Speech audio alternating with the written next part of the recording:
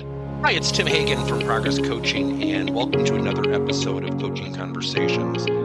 And I wanted to make you aware of something very cool that we're doing on a subscription basis, and we'll put a link in each one of our episodes. But every Wednesday, we're going to be doing what we call an audio podcast workshop. That workshop will be roughly about 14 to maybe 20 minutes per episode, with each month having a theme from a coaching model, using feedback strategically, to coaching self-awareness, and so on. So if you could, look in the body or in the content description of each episode, and you will see a link where you can join this subscription. These are literally 4 workshops every month, teaching specific strategies to address a particular area of workplace coaching, as it relates, again, to things like awareness, motivation, teamwork, and what have you. Here's the cool thing. It's only $10 per month, and each month you will get a handout that we will follow along with. So we also give you a tool for you to take notes as we go through each episode. We hope you'll check it out. So many organizations today are coaching. So many organizations are now using coaching in very different ways. We actually have a couple insurance clients that are actually doing coaching by teaching people how to coach, but also teaching people how to coach that don't even directly report to them. So think about the growth of coaching. Think about all of what's going on with coaching. Now, with that being said, one of the products that we're currently building and actually have built is coaching for emotional intelligence. Now, when you think about emotional intelligence, we think about self-awareness, self-regulation, social skills, motivation, empathy, and certainly there's different interpretations of emotional intelligence. But let's take the two fundamentals, self-awareness and self-regulation. If somebody needs coaching, they typically are going to lack a little bit of self-awareness. If you have someone with a negative attitude, they're probably not going to come up to you and say, oh, by the way, I have a negative attitude, just so you know who you're dealing with. Now, if you have someone who struggles with self-regulation, meaning they're disruptive, interruptive, they're resistant, those are pretty wicked combinations. Now, on the flip side, the person who's doing the coaching, the coach, what if they lack self-awareness of how they come off? Do they come off too aggressive, too directive? Do they struggle with self-regulation? Do they struggle with empathy? So one of the best things, and we just did this, is a trial. And we did this with a client of ours. And what we did is we had prep sessions. And what we did, and I would encourage every company to do this,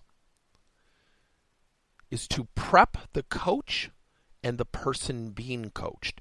Literally have, whether it's online, whether it's seminars, workshops, whatever you want to do, but coach them on their responsibility. So, for example, the people who are the coachees, they would attend a session, and we challenge them to enter every conversation with an open mind, without disruptive tendencies, to avoid interrupting, try not to use the word but, and we would give an example, yeah, but, and typically the group would start laughing because that was an admission, yeah, we all use yeah, but.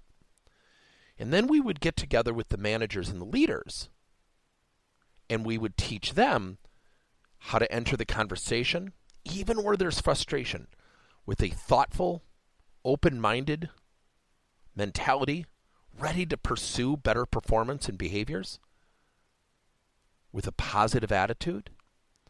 And once we got done, we taught both parties one fundamental theme.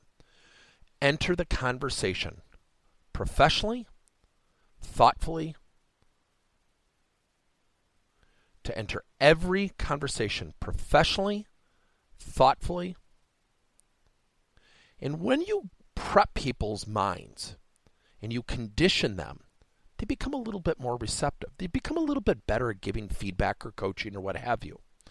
So one of the healthiest things you can do, instead of throwing people together, is to have coaching prep sessions. Teach people their roles. Teach people their roles in terms of how to receive feedback.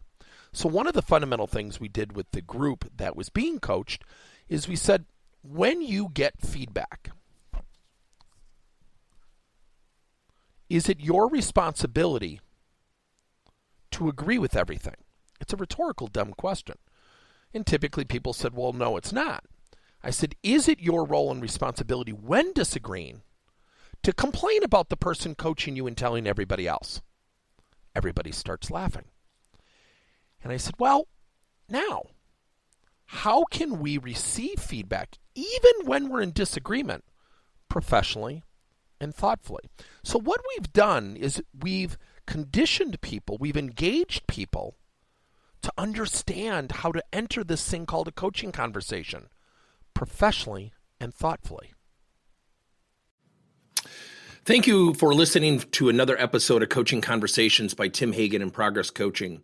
Now, our company is always coming out with new and innovative solutions to help leaders coach their employees. And recently, we just created a new service called Coach to You, where leaders can pick and choose topics and assign 7 to 21-day programs for employees to learn and, more importantly, apply actions and then reflect and share what they're going to do going forward as a result of the learning. It's called Coach to You. We're literally bringing coaching to your employees. If you're intrigued, we'll have a link in each one of our episodes where you can get more information. And again, thank you so much for listening to another episode.